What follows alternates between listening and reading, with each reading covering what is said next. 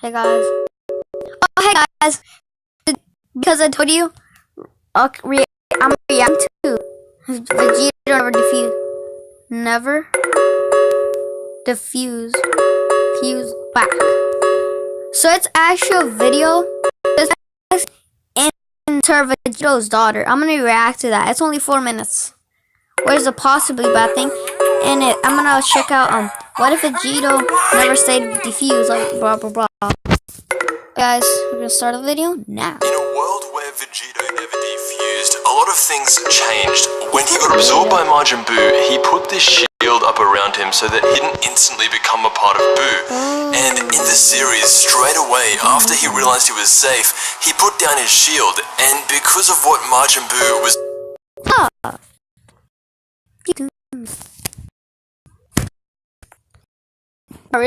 What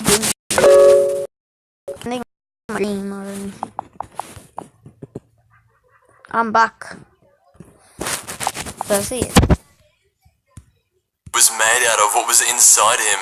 The Potara earrings had a reaction and Vegito defused back into Goku and Vegeta. But this time, something came over Vegito and he thought that maybe he should keep his shield up, and that's what he did the entire time he was inside Buu. And that's the difference in the story. The normal stuff happens, but Vegito escapes Majin Buu with everyone without turning back into Goku and Vegeta. After defeating Kid Buu, Vegito wants to defuse and go back to Goku and Vegeta, but in this story, the Potara earrings are for life, and so Vegito accepts his fate.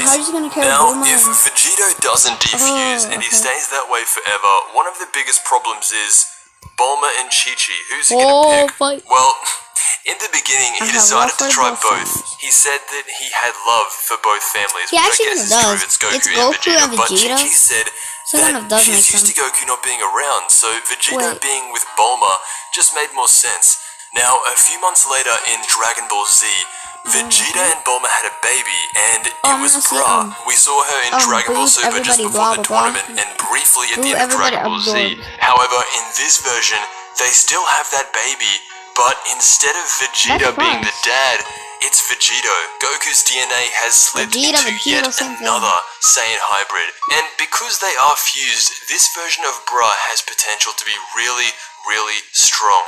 Vegito pulled out a scouter, and her power level at birth was over 13,000, so just a little bit higher than Broly. Also, around this time, Pan is born, so skip ahead a few years, and Vegito is personally training Pan and Bra, the future generation. One day, when Bra asks to spar with Gohan, who is actually her brother, at 6 years old, she's put up a decent fight with him, but she's mad that she can't transform into a Super Saiyan, and everyone else can. And of course, that's when it happens. She transforms at the age of 6, and is now fighting recklessly against Gohan, firing energy towards the ground. Even Vegito, who is on another planet, can feel her power. She is so out of control that Gohan has to knock her out and bring her up to Kami. Then Vegito shows up, and seeing how crazy she was, he decides it's time to take her into the time chamber and do some training. Skip ahead 10 minutes though, and Vegito comes marching out. He just leaves. He instant transmissions out of there, and whatever he did, his training didn't work. Goku and Vegeta were never really good with training kids. That's when Gohan goes in and tells her to pretend that Super Saiyan is her base form. When she comes out of the hyperbolic time chamber, she's got to apologize to everyone. She's fighting. When she was fighting Gohan earlier, she almost destroyed the Earth. Now, Vegito comes back and puts her up against adult Gotenks, and at 6 years old, she's fighting him almost equally. This leads into the multiverse tournament, where we start to see more of her power. To put it into perspective, she is the most powerful Saiyan hybrid because her dad is Vegito. Right now, the story is still going on, but it's a different perspective on... Okay, let's go to the next one. Continuing on the story of Dragon Ball Multiverse, in this event, Majin Buu has absorbed literally everyone, and has the abilities of everyone. However, in his timeline, there was one person he didn't get to absorb, and that's Broly.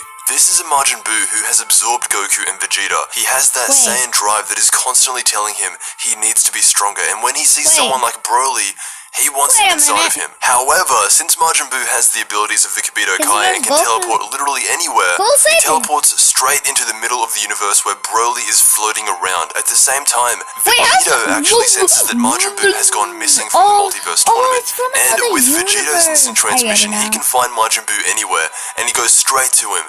He sees that he's trying to absorb Broly, and Vegito will not let him. But this version of Majin Buu is so confident. He is looking at Vegito like Vegeto's still strong. But Majin Buu, with all the people that he's absorbed, thinks that he can beat him. He directly says to Vegito, "You can't even imagine the powers I have now." Majin Buu is attacking Vegito, and Vegito's doing a pretty good job, but this version of Majin Buu is insanely strong. So much so to where Vegito's daughter teleports in as well. Majin Buu's main objective is to absorb Broly, that's his goal. But as they're in space, Broly's slowly drifting away, out of sight, out of reach. And Majin Buu has to not only deal with Vegito, but his daughter and Gohan. However, Majin Buu is very smart. He's absorbed the likes of Piccolo, Gohan.